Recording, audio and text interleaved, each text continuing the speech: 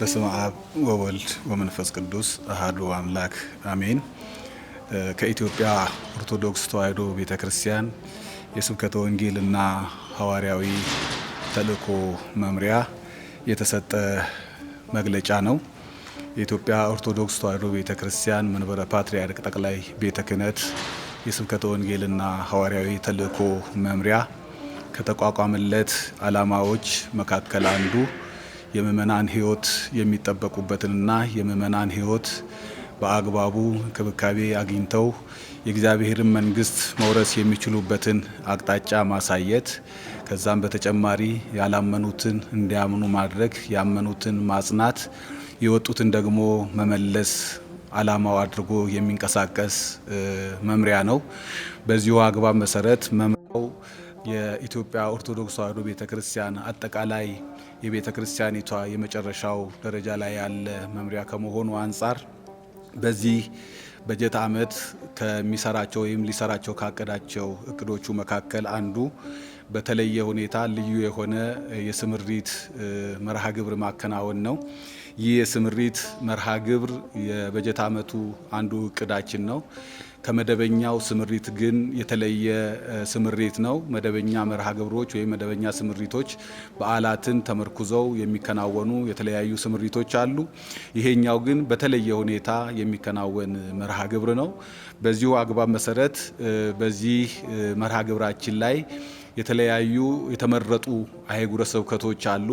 በይበልጥም በጠረፍ አካባቢ ላይ ያሉ የአገልጋዮች እጥረት ባለባቸው አካባቢዎችና ምናልባትም ደግሞ በሌላ እምነት ተጽዕኖ ስር ያሉ አህጉረ ስብከቶች አሉ።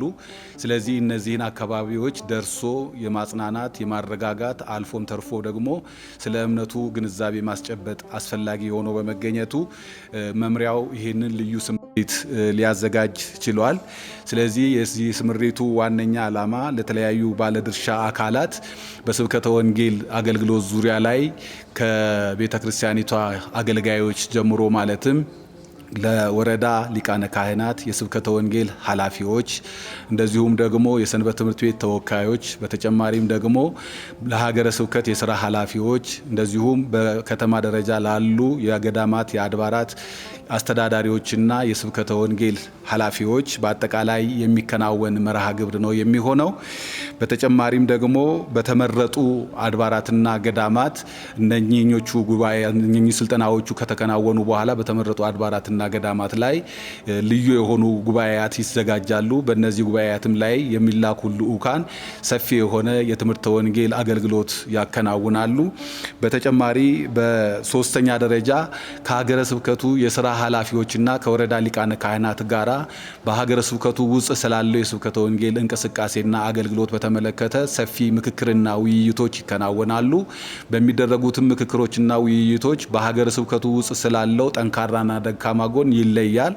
ካሉት ተግዳሮቶች በመነሳት ደግሞ ለችግሮቹ መፍትሄ ለማፈላለግ አመቺ ይሆን ዘንድ ጥናቶች ይከናወናሉ። በሚገኙት ግኝቶች መነሻነት ደግሞ ያ ጥናት ወደዚህ በሚሄዱት ልዑካን መሰረት ወደዚህ ሲመለስ ያን ጥናት መነሻ አድርጎ ለቀጣይ በጀት ዓመት መፍትሄ የሚዘጋጅለት ይሆናል ማለት ነው። የስምሪቱ ዓላማ እነዚህንና መሰል ጉዳዮችን መሰረት ያደረገ ነው።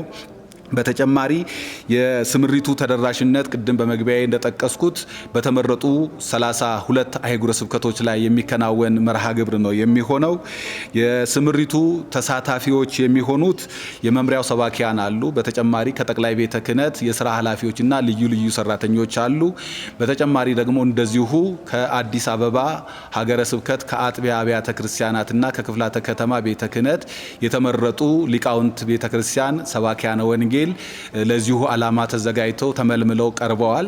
በተጨማሪም ደግሞ እንደገና ከሸገር ከተማ ሀገረ ስብከትና ክፍላተ ከተማ ቤተ ክህነት እንዲሁም ከአጥቢያ አብያተ ክርስቲያናት እንደዚሁ በቋንቋም ተደራሽነት ያለው አገልግሎት ለማከናወን ሲባል የተመረጡ አገልጋዮች አሉ። ስለዚህ እነዚህና መሰል ለቤተ ክርስቲያኒቷ ጠቃሚ የሆነ አገልግሎት ሊሰጡ የሚችሉ ብቃቱና አቅሙ ጥራቱ ያላቸው ሊቃውንተ ቤተ ክርስቲያን መምህራነ ወንጌል ተዘጋጅተዋል ለስምሪቱ ማለት ነው።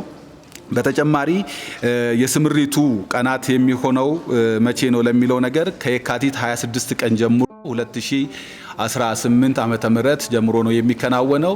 ከዛ በኋላ ልኡካኑ ከሀገረ ስብከቶቹ ጋራ በመናበብና በመነጋገር ቀናቱን በማመቻቸት ስምሪቱ የሚከናወን ይሆናል። ስለዚህ ለዚህ የስምሪት ጉዳይ ሀገረ ስብከቶች ትኩረት በመስጠት ቤተክርስቲያኒቷ በቀጣይ ጊዜያት ያሰበችውን ዓላማዋን ከግብ ለማድረስ ትችል ዘንድ የቤተክርስቲያኒቷም ዓላማ አንዱና ዋነኛው የሆነው የስብከተ ወንጌል አገልግሎት ከመሆኑ አንፃር በመንበረ ፓትርያርክ ጠቅላይ ቤተ ክህነትም በብፁዕ ጠቅላይ ስራ አስኪያጃችን በብፁዕ አቡነ ሳዊሮስ አማካኝነትም ከተሰጡትና የትኩረት አቅጣጫ ተደርጎ ከተያዙ ስራዎች መካከል አንዱ የስብከተ ወንጌል አገልግሎት ከመሆኑ አንፃር አህጉረ ስብከቶች የዚህ ተባባሪ መሆን ይጠበቅባቸዋል። ስለዚህ ልኡካኑ የሚመጡበት ሰዓት አስፈላጊውን ትብብር በማድረግ የሚያስፈልጉትን ነገሮች በማሟላት ማለትም ለስልጠና የሚሳተፉትን አገልጋዮች በሰዓቱና በጊዜው እንዲገኙ በማድረግ እንዲሁም ደግሞ ጉባኤያቱንም ደግሞ በተጠናከረና በተሻለ ሁኔታ በሚያመች ስፍራ ላይ በማዘጋጀት ጉባኤያቱን በአግባቡ እንዲከናወኑ በማድረግ ተገቢውን የሆነ ድጋፍ እንዲያደርጉ መልእክታችንን ለማስተላለፍ እፈልጋለሁኝ። ሁሉን ያዘጋጀ እርሱ እግዚአብሔር ነው። እግዚአብሔር አነሳስቶ አስጀምሮናል። ፍጻሜውንም ደግሞ እግዚአብሔር እንደሚያሳምረው ሙሉ እምነት አለን። ስለዚህ በዚሁ አግባብ መሰረት በኦሪየንቴሽን ደረጃ በአሰልጣኞች ስልጠና በየካቲት 20 ቀን ማለትም አርብ ይሰጣል። በዚሁ አግባብ መሰረት ተገኝቶ ሊቃውንቱ የኦሪየንቴሽኑ ወይም ደግሞ የስልጠናው ተሳታፊዎች ይሆናሉ። ማኑዋል ተዘጋጅቷል። በሊቃውንት አባቶች በሊቃውንት በመምህራን የተዘጋጀ ልዩ የሆነ ማኑዋል ነው። ስለዚህ በዛ አግባብ መሰረት ስምሪቱ ይከናወናል ማለት ነው። ሁሉን ለማድረግ እንድንችል እግዚአብሔር ይርዳን። አመሰግናለሁኝ።